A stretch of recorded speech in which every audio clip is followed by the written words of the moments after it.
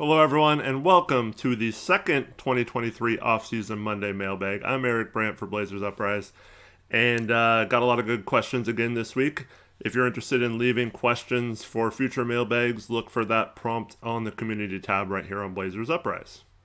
And on May 16th, get ready because it is the NBA Draft Lottery, a big important day for our Portland Trail Blazers, and hopefully we have some good lottery luck this year. Tori and I will be streaming the lottery live and reacting as the picks are unveiled. Hopefully that is a joyous occasion for all of us Blazer fans. If you're interested in meeting up with me for that live stream and watching it together, I did book a venue somewhere in the Beaverton area. So if you're in the area and want to come hang out with me and watch the lottery, maybe you can ask a question on stream like we have done at our watch parties. Feel free to hit me up on either Discord or Twitter and let me know that you're interested. Our first question today comes from Smoke, who asks, who do you think the Blazers are the most likely to target this offseason? There's kind of two different questions here. I'm not sure exactly which one you meant. But who they'll target is maybe a little different than realistic targets. I think the two most likely players the Blazers will target this offseason are Mikal Bridges and Jaylen Brown. But a lot of this still is dependent on what happens the rest of the playoffs, what teams decide to move on from their roster or end up trading someone. So I think part of the plan isn't necessarily to target certain players, although those two that I mentioned are definitely going to be ones that they try to acquire. But I think it's more going to be just kind of see what happens in terms of the landscape around the league and then jump on those opportunities as they come. So it's still a little too early maybe to know exactly what those opportunities will be. But those are the two guys that I think they would absolutely love to get one of those guys this offseason. And I also think it's possible that they go after a Draymond Green.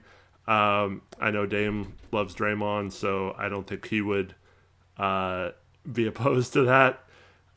So I think those are the main targets for the Blazers this offseason.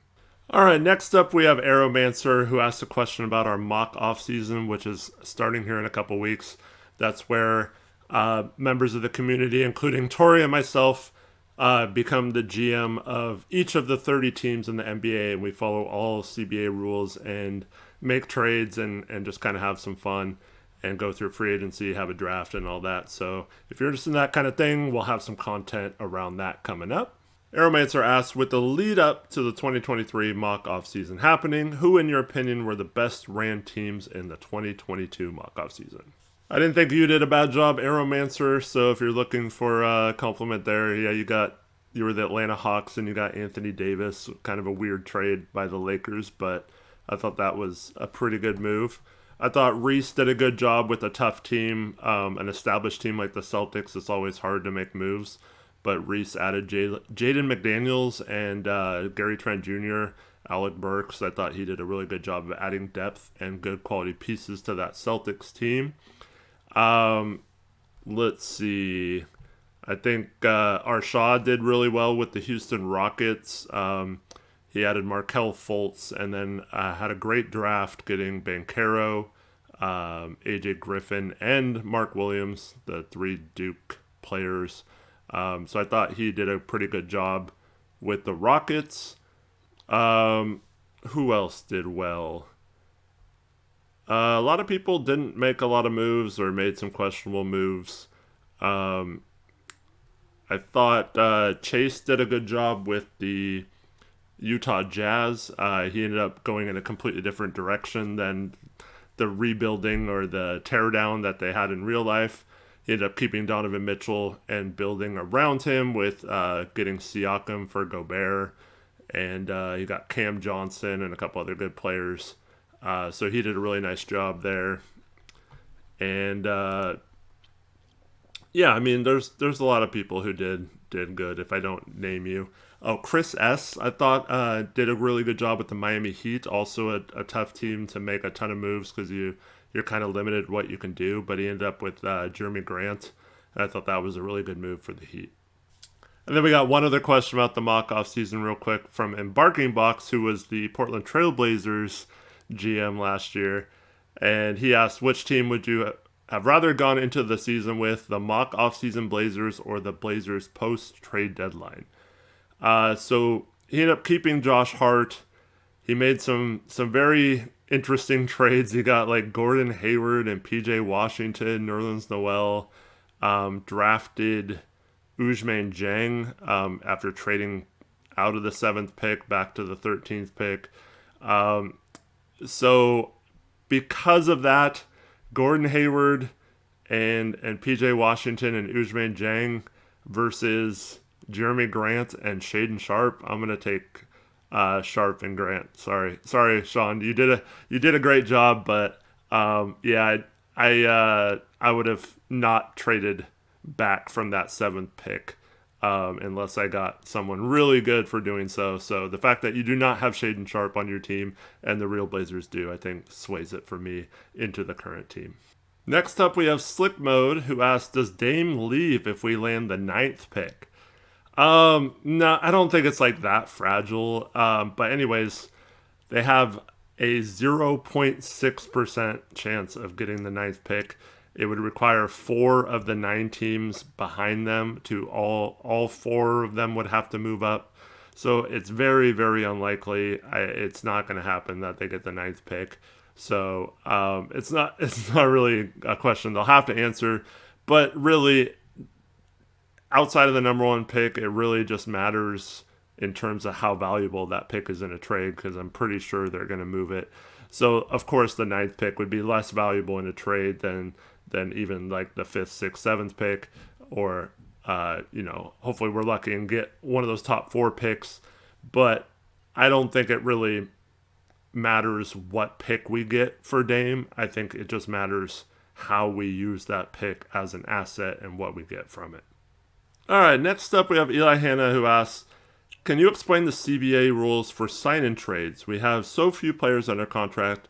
Are our only options for players like Thibault and Reddish to sign or let go?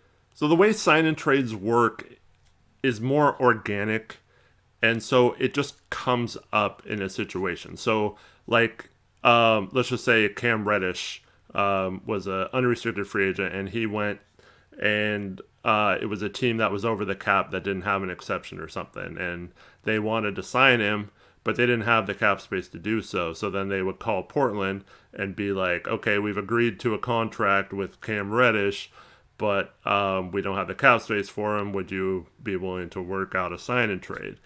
And then a recent trend has been when you sign someone, you still have that moratorium period where it's not official. So a lot of times teams will contact the other team, even if they have cap space, and be like, can we do a sign and trade? So it saves them like from using their mid-level exception or whatever.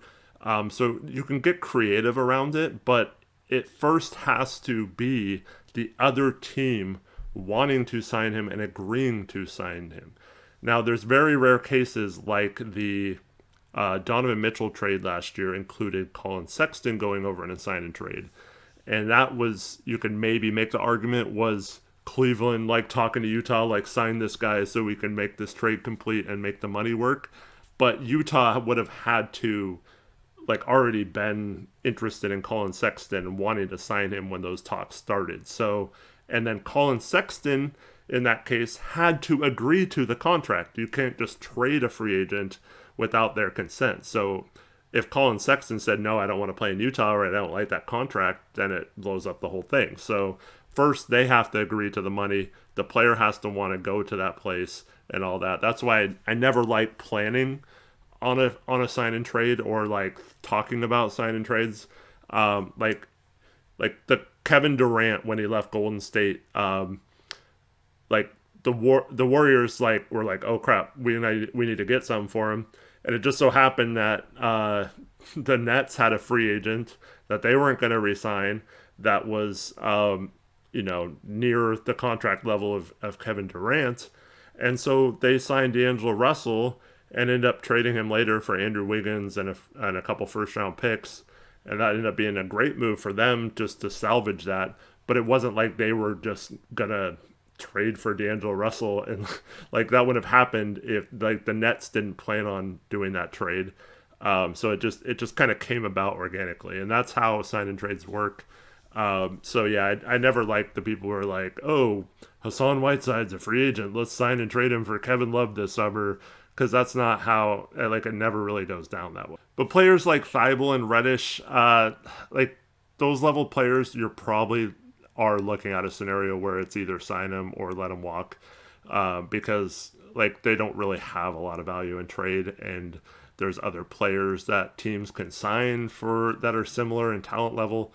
So you're not really getting a lot of like value in a trade. So it doesn't really make sense to do sign and trades with those guys. Now Jeremy Grant, if he moves on from Portland and he wants to sign with a team that doesn't have the cap space, then we might be talking about a big sign and trade.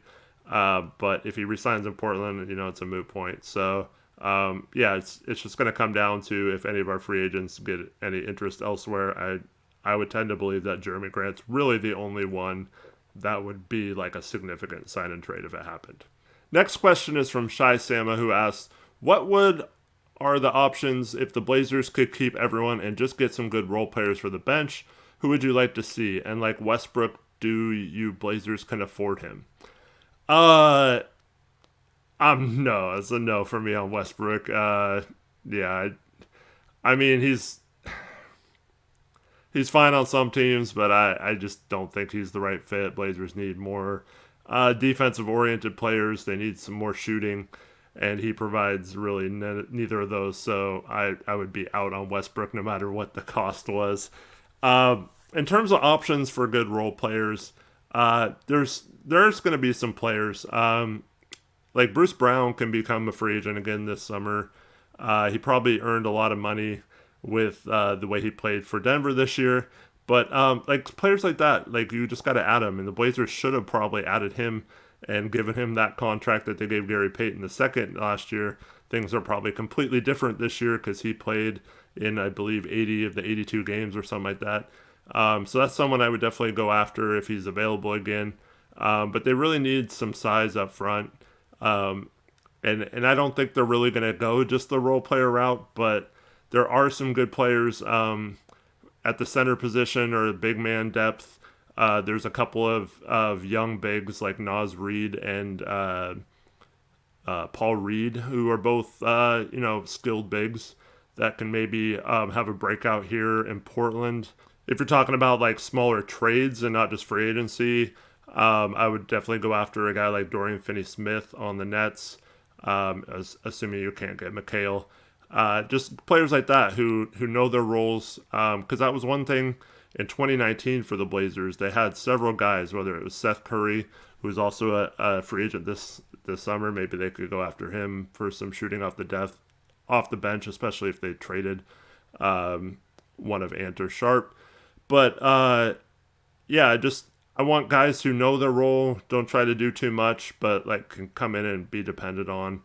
So yeah, I'm not opposed to the plan of doing that, but I just don't think that that's going to be their mindset this summer. Next up, we have P-Town Made, who asks, do you think it's possible that the Blazers can add another veteran head coach to their staff, I guess you meant to say? Yeah, so I think it's definitely possible. I think they should. I think it would be wise for them to clean out some of the assistant coaches that were here and just roll with some new ones, since it doesn't look like they're going to move on from Chauncey. I think that maybe they should add in a different, maybe someone with head coaching experience in the past, but add them to the bench in case something happens or they have another poor season under Chauncey and they have to move on. You have someone on your staff that can be promoted. But yeah, so I definitely think they should. Whether they will or not is yet to be seen. I would lean towards no. They'll probably just keep the same staff. All right, up next we have Morrison B. What's up, Brad?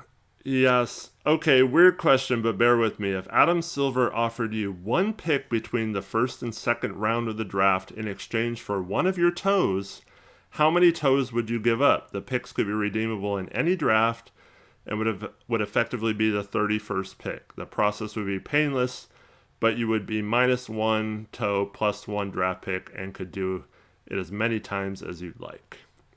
Well, I guess I'd be limited to doing it 10 times, right? So I can't do it as many times as you want. Um, yeah, like, so if you're telling me I could get like a lottery pick and all I have to do is give up a toe for the Blazers, I'm probably doing it. 31st pick, I'm not giving up any toes. Like, that's not worth it. Like, you can make moves to get the 31st pick or early second round, late first round pick. That shouldn't require that me losing a toe to get that pick. So maybe there's an occasional draft where it's just so loaded with talent that you'd give up a toe for that. But yeah, I'm as diehard of a fan I am, I'm not giving up a toe for the 31st pick. But thanks for the question. Definitely, probably the weirdest question we've ever had on here. All right, up next we got Pasty Zach, who asked, "When will we know the details of the new CBA?" Well, we've learned a lot of the details, at least most of the important ones. They're leaning towards heavily penalizing teams that are way above the tax into that second tax line that they created. So that'll be something that'll be different next year. But in terms of just like getting the full CBA and like being able to read it and stuff, I'm thinking it's probably going to be closer to the new league year. So sometime in June is most likely for that. But I don't think there's going to be any like more new like heavy revelations or anything. Like I think most of the new stuff we know already. And then a bulk of the rest of the CBA will be pretty close to how it was in the past. All right, for this next question, I have to sit up in this little bit of space because it's a very long one from Steven Castro. Blazers have seemed to add quality front office and scouting members in the last 2 years. Outside of Cronin yet prove himself, what needs to happen this offseason? Do you get the feeling Jody, Crone, and Chauncey are all on the chopping block? I feel like the organization wants to be a top-tier franchise, but we don't have full commitment from ownership. Maybe it's just a feeling I buy into via Dame. But can Jody be ran out of town if we just fizzled out again in the 2023-24 season, signed a petition, or voted out in any way? Does that happen? Haha. Giannis trade would save everybody's job, undoubtedly. Yeah, I mean, obviously, if Giannis becomes available and the Blazers get him to pair with Dame and you got two top 10 players, I think that saves everyone's job, hopefully. If not, if anyone struggles with Dame, like if Chauncey struggles coaching with Dame and Giannis on the roster, then obviously he's not the right man for the job. But in terms of Jody, why she's done nothing wrong. Like a lot of owners run it more as a business than as like a passion project or a hobby. So like there's no way like she is, unless she's found being racist or something. Like a couple of owners have been forced out because of that's the only reason like you can be forced out as an owner. So like don't there's no like edict saying she has to go in the tax or else. Like that's up to her as the owner. So there is a time coming. I think no one knows when that exact date is, but sometime, whether it's later this year or 20 years from now, she kind of has to sell the team unless she works out some sort of agreement. But based on the trust of Paul Allen, there is a date coming where she has to move on from the team. But until that point, unless something comes out about her that isn't already known, I just there's no way to do that. Like you can't force someone to give up their business. You can't force someone to sell if they don't want to, if they've done nothing wrong. And yeah, it sucks if she won't, be dedicated to winning. But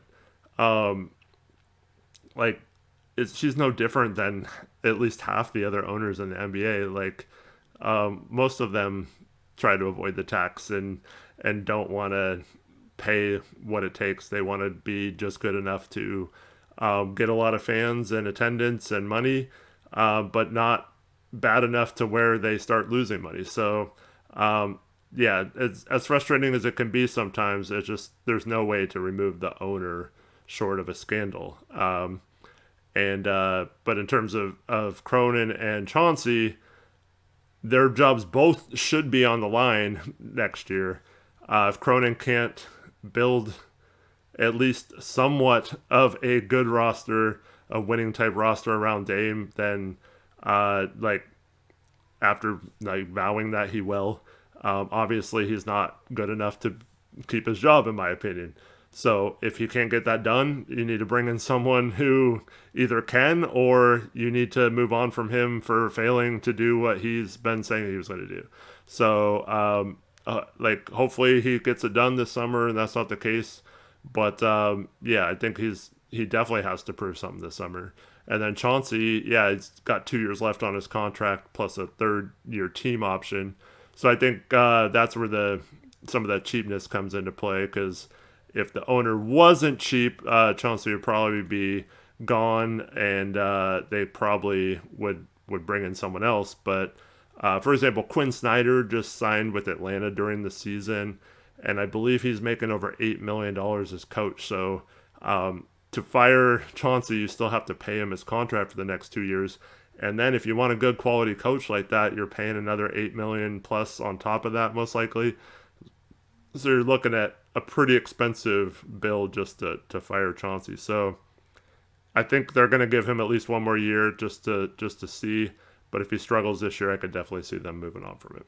All right, next up we got Deadly Content, who asked, do you think Ben Simmons would be a good at all option with his defense and length? I know he is a head case, but maybe Dame could help.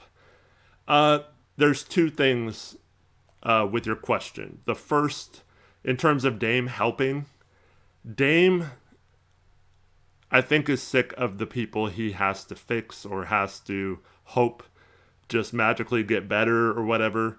He wants players who are ready to step in next year and for sure can help him win.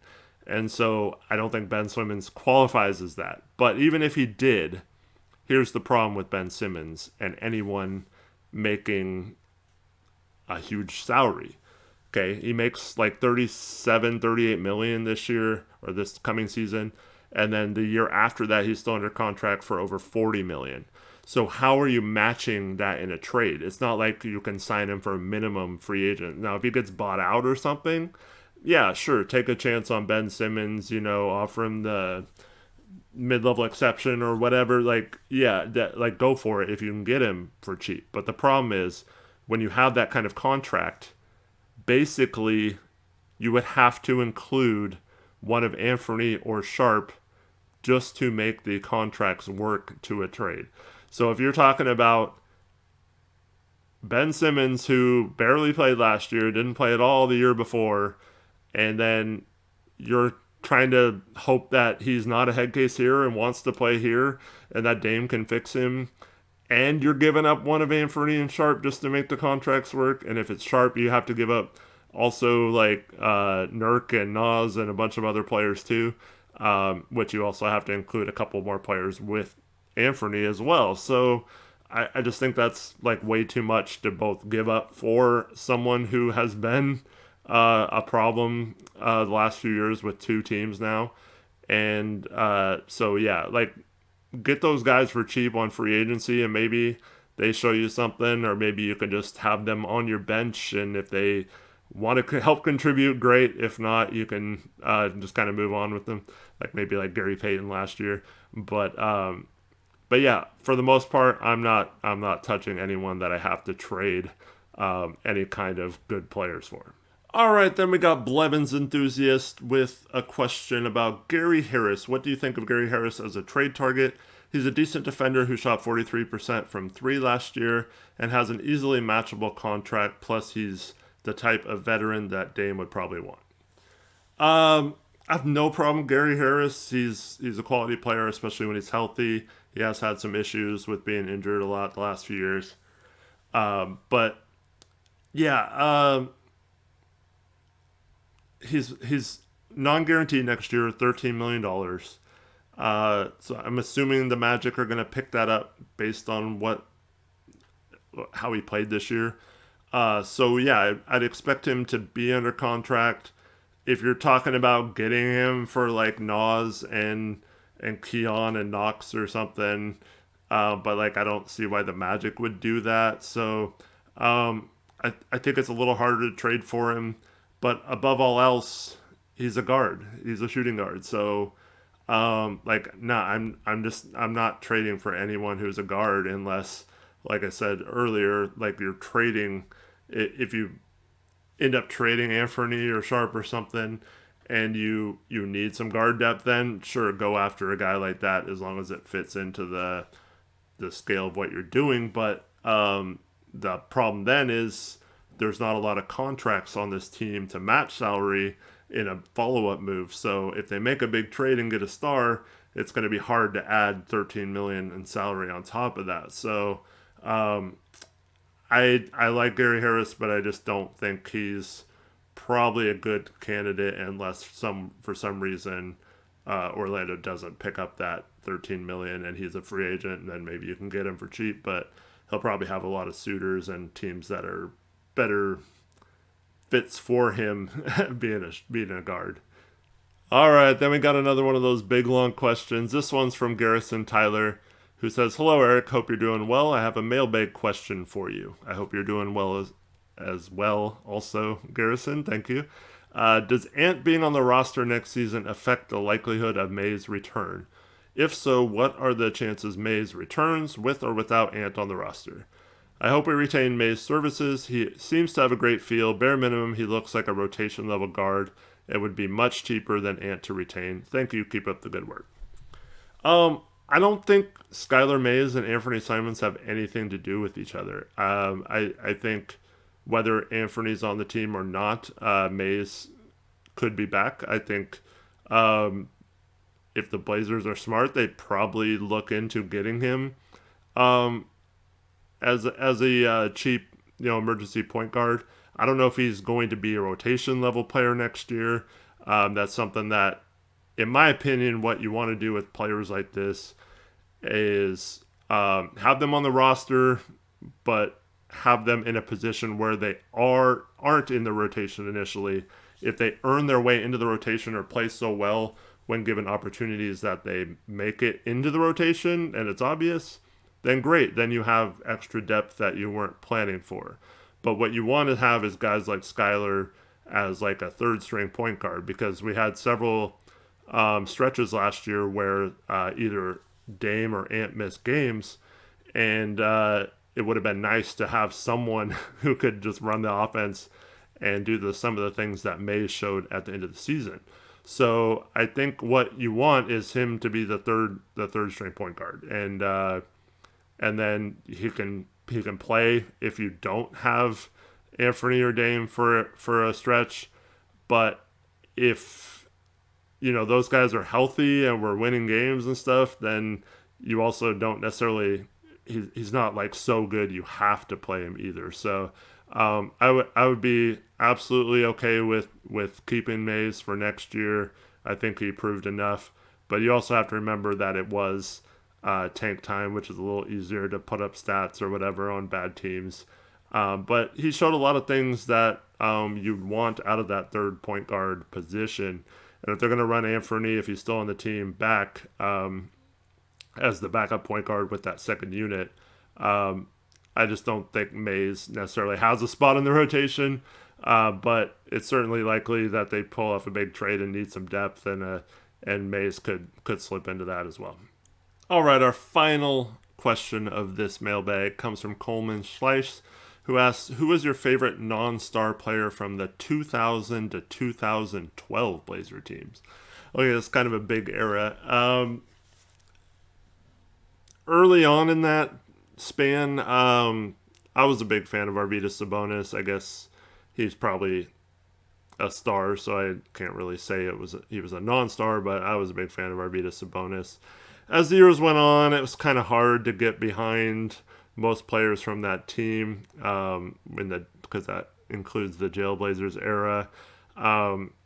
Somewhere in the middle of that, we had Fred Jones who, despite being a Duck, I kind of knew him personally, played against him in high school and stuff, and he was always nice to me when I saw him around town. So had a little fond spot in my heart for him as a player. So it was cool that we had him for a year. And then it was just like there was a couple players that we had for a very short time, but who are such smart big men and just played the right way. And one of those guys was Juwan Howard, and the other was Marcus Camby, who developed this really nice rapport with LaMarcus Aldridge and basically taught him how to spin to the basket and catch lobs, and then caught on with like Andre Miller as well. Who's another guy who I always liked prior to being a Blazer. So yeah, those are the guys that stand out in terms of non-stars. Of course, there are all kinds of stars or good players in that span. You know, I love Brandon Roy. Yeah, so I also had a nice encounter with Zach Randolph.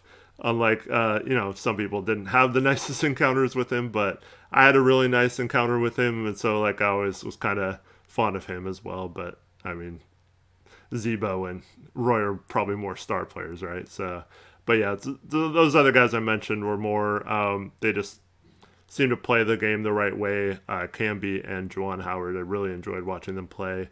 And they passed the ball well. They knew their assignment on defense and were good help defenders and stuff like that. And so just always like those guys. All right, those are all the questions we had for this mailbag. Thank you so much to everyone who submitted a question, and would appreciate more questions like this the next time. Probably be Tori or someone else doing the next mailbag, but we will see you around, and hope to catch you on our twice weekly show over on our second channel, Blazers Uprise Live. Mondays and Thursday nights around 9:30 p.m. is when those start. So if there's any kind of news about the Blazers, that's where we'll be talking about them.